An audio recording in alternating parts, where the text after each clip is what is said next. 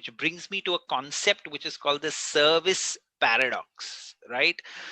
Right. So the service paradox means that if you as a customer, if you have a problem with a certain product or service, and if you get great customer service when you have that product, when you have that problem, you are likely to rate that brand much higher than you would have if that problem didn't occur, right? So in a way, the problem itself can be a blessing in disguise for you if you deal with that customer well, right? Now let me give you an example.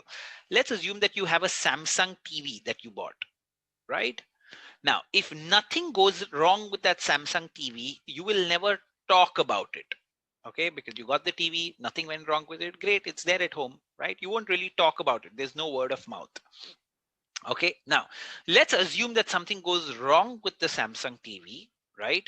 And great service is given to you, right? So they deal with you brilliantly and give you great service for this Samsung TV that something went wrong with, right? You call, they immediately get over, no hassle, no nothing. You know, you will really start talking about this positively to your friends and family, saying, oh, you know, you must buy a Samsung TV, it's such, you know, great service, I had a problem, they resolved it so well, right? Now if the problem didn't happen, you're never going to talk about it. But if a problem happens and if it's dealt with excellently, it creates great word of mouth, and that's what the service paradox means, right? The customer satisfaction of you will be much higher if there's a problem that happens and you serve it well, as against that problem not happening at all, right? Because then you don't really have much of an opinion to you. And that's how literally every problem that comes up can be looked at as a blessing in disguise and as an opportunity to delight the customer through the service that you give them, right? So that's a very interesting and important concept in dealing with customers. Right now, part 3, we're not getting into the detail here because we've had an entire class that has been done on this, but a quick recap.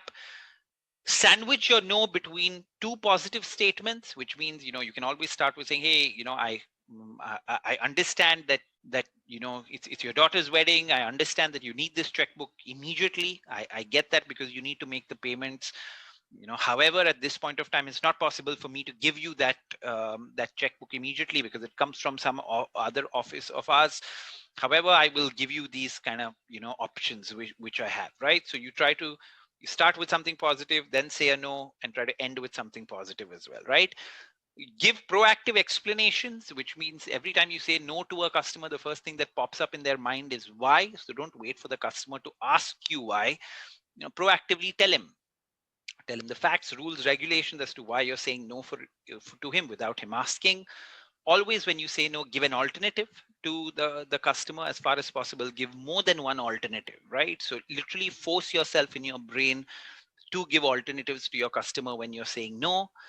If a customer still doesn't agree and still wants something, you need to show visible efforts, exactly like, you know, the case Arunima spoke about, where the person could say, okay, I don't think I can do anything, but let me check on, you know, let me speak to my seniors, let me check my rules, let me see whether I can extend some boundary to help you out. You know, go back, check. You know, if you can't still do it, proactively call the customer and tell him, hey, you know, I checked, I couldn't do it. So that shows some kind of a visible effort from your side. You know, number 5, be solution centric, which means ensure that you're at all points of time, you are looking for solutions that you can give the customer, you know, versus, you know, being problem centric there, right? So always look at what solution that you can give him versus the problem. Frame your no and explanation in a way where the customer feels compelled to take back their request, right?